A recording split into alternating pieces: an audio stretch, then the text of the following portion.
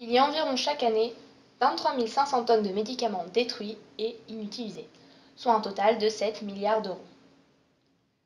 La fin de ce gaspillage permettrait de combler une partie du déficit de la sécurité sociale qui s'élève à 19 milliards d'euros. Face à ce gâchis, Marisol Touraine, la ministre de la Santé, a décidé d'essayer la vente de médicaments à l'unité sur une durée de 3 ans. Ce système fonctionne très bien en Hollande, en Angleterre et aux États-Unis. Cependant, en France, la levée des boucliers a été immédiate. Les médicaments sont stockés sous forme de bandes enroulées sur elles-mêmes. Chaque médicament est emballé individuellement. Ce dernier point est très important car il n'y a pas de risque de contamination lors des différentes manipulations. Mais à quel prix? Le prix sera calculé au plus juste. La grande quantité de médicaments dans une bande permettra d'avoir un prix au plus bas. De plus, cela supprime les différents emballages qui augmentent le coût de production. Faudra-t-il photocopier les notices? Au dos de chaque médicament se trouve un QR code renvoyant sur une notice numérique. Nous travaillons sur le développement d'applications permettant de gérer le portefeuille des notices en ce moment même, mais à l'heure actuelle, la plateforme web fonctionne déjà. Il est également possible de mettre en place un système d'impression à la demande de notices simplifiées ou d'une tablette dédiée aux notices pour les personnes âgées ou tout simplement les personnes qui n'auraient pas de smartphone. Mais comment indiquera-t-on les dates de péremption aux patients? Et comment assurera-t-on la traçabilité des produits? La date de péremption, le numéro de lot et le fabricant seront indiqués derrière chaque médicament. Chez le médecin, lorsque le patient est identifié à l'aide de sa carte vitale, le praticien ne va plus remplir une ordonnance papier, mais la taper sur son ordinateur où elle sera stockée sur un serveur sécurisé pour chaque patient.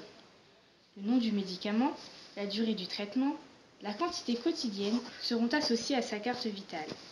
Si une ordonnance est disponible sur le serveur, elle est rapatriée au niveau de la pharmacie. Le pharmacien va dans un premier temps la consulter afin de vérifier l'absence d'erreur et ou procéder à la substitution de certains médicaments. Puis, il la validera afin de déclencher l'automate de distribution.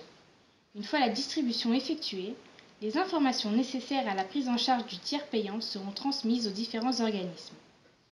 Dans un premier temps, on récupère le nom du médicament, la durée du traitement et la quantité journalière. Puis, on calcule le nombre de médicaments nécessaires. Grâce au nom du médicament, on identifie le module à activer, puis on met en route son moteur pour effectuer la distribution. Lors de la distribution, la bande de médicaments avance entre deux rouleaux. Un capteur infrarouge va compter le nombre de médicaments à distribuer. En effet, chaque médicament sera séparé du précédent par une bande noire que le capteur détecte. Quand le nombre de médicaments correspondant au traitement sera passé devant le capteur, le moteur arrêtera de tourner. Le pharmacien n'a plus qu'à déchirer la bande sortie. Suivant la prédécoupe, un système de massicot avec un bac de récupération est envisagé dans une évolution future.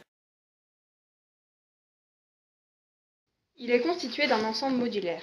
Il est ainsi possible de modifier la configuration de ce dernier facilement. Le premier module est le module de commande. Il est relié au réseau informatique de la pharmacie, c'est lui qui pilote les modules de distribution. Il est constitué d'une carte électronique Arduino, un circuit imprimé sur lequel se trouve un microcontrôleur programmable pour analyser et produire des signaux électriques. Sa plateforme permet d'effectuer des tâches très diverses comme le contrôle d'un automate. Il est constitué également d'un afficheur qui permet de vérifier le bon fonctionnement du robot et d'un interrupteur général à clé. C'est ce module qui va permettre la mise en route des modules de distribution en leur fournissant les informations nécessaires par un bus.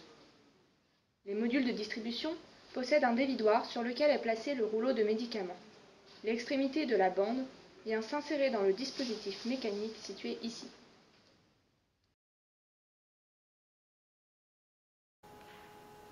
Tout d'abord, cette bande peut contenir un grand nombre de formes galéniques. Des gélules, des comprimés, des suppositoires, mais également des unidoses de colhydre, de crème, etc. La bande est réalisée dans un plastique entièrement recyclable.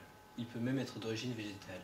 Elle est blanche et opaque pour éviter la dégradation de certaines molécules par la lumière, et elle est étanche pour éviter toute contamination lors de la manipulation. Si le pharmacien n'a plus de bande de médicaments en réserve, la quantité restante à distribuer sera mise à jour sur le serveur et le patient devra venir chercher le reste de sa prescription ultérieurement.